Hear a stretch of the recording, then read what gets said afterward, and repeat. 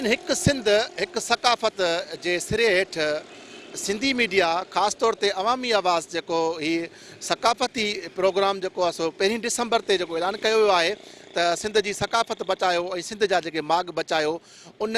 हवाले सां सॼी सिंध जी नवाबशाह शहर में पिण जेके आहिनि सकाफ़ती सरगर्मियूं जेके आहिनि उहे ज़ोर शोर सां जारी आहिनि ऐं हिन वक़्तु असीं नवाबशाह प्रेस क्लब जे ॿाहिरां मौजूदु आहियूं। अचो त हितां जा जेके शहरी जेके आहिनि उन्हनि सां ॻाल्हि ॿोल कयूं, अदीबनि सां ॻाल्हि ॿोल कयूं, सहाफ़ियुनि सां ॻाल्हि ॿोल कयूं त हीउ सकाफ़ती जेको ॾिहाड़ो हिकु सिंध हिकु सकाफ़त जे उनवान हेठि जेकी असीं मल्हाए रहिया आहियूं त उन हवाले सां उन जा छा तासिरात। सिंध हुकूमत खे बि खपे त उन्हनि ते फौरी एक्शन खपे ऐं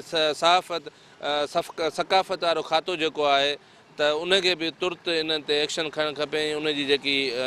कारूजर जी मालिकी करणु खपे। अहिड़ा असासा जेके आहिनि पोइ असांजे तारीख़नि जे किताबनि में लिखिया वेंदा त कारूंजर जेके असांजूं नसलूं अॻे हूंदियूं त उहे पढ़ंदियूं त असांजो कारूंजर जेको एॾो ख़ूबसूरत हो पर हींअर जेके आहिनि खंडरा ते असर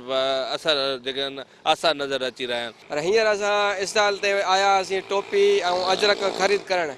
इहा टोपी ऐं अजरक असां इन लाइ ख़रीद कंदा आहियूं जो असांजो क़ौमी हिकिड़ो ईद जो ॾींहुं हूंदो आहे जेके असां सकाफ़त करे मल्हाईंदा आहियूं। हिते प्रेस क्लब जे अॻियां असांजो स्टॉल हूंदो आहे, उन में असांजो इहो हूंदो आहे त हर साल असां हणंदा आहियूं ज़ोर शोर सां ऐं पंहिंजे सकाफ़त जे ॾियारे जे हिसाब सां टोपी अजरक ऐं पटके जे हवाले सां भरपूर मोट मिलंदी आहे असांखे। असां माना हिकिड़े सिंध गवर्नमेंट खे हिकिड़ी इल्तिजा था कयूं त महिरबानी करे बाबा हीअ जेका सिंध जी असां जूं माॻ जूं तारीख़ी माॻ आहिनि उन्हनि खे बचायो ऐं हिननि जी हिकिड़ी हिफ़ाज़त कयो। जीअं पंहिंजे घर जी हिफ़ाज़त कयो था उन्हनि वांगुरु हिननि जी हिफ़ाज़त कयो ऐं कारूंजर जबल असांजो हिकिड़ो तारीख़ी विरसो आहे।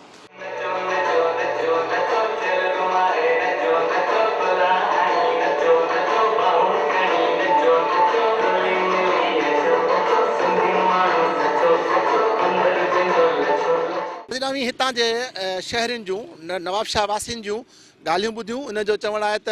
असीं जेको आहे सकाफ़त जो ॾिहाड़ो जेको आहे हिकु सिंध हिकु सकाफ़त जो ॾींहुं 1 डिसंबर ते ईद वांगुरु करे मल्हाईंदासीं। हिन जो इहो बि चवणु हुयो त असांजा जेके क़ौमी विरसा जेके आहिनि ख़ासि तौर ते जेके असांजा तारीख़ी माॻ आहिनि रनीकोट आहे या कारूंजर आहे या ॿिया जेके माॻ आहिनि ऐं हिन वक़्तु जेका कारूंजर जी जेका आहे उन पथर जी जेका कटाई हले पई थी उन हवाले सां बि हिननि जेको जो चवणु आहे त सिंध हुकूमत खे घुरिजे त हीअ जेके तारीख़ी असांजा जेके विरसा जेके आहिनि ऐं उन्हनि खे जेके बचाइण जी जेका कोशिशि करे। कैमरामैन मोहम्मद आज़म भट्टी सां गॾु रहीम लाशारी, अवामी आवाज़ टीवी, नवाबशाह। विज़िट कयो अवामी आवाज़ मीडिया ग्रुप जी वेबसाइट awamiawaz.pk।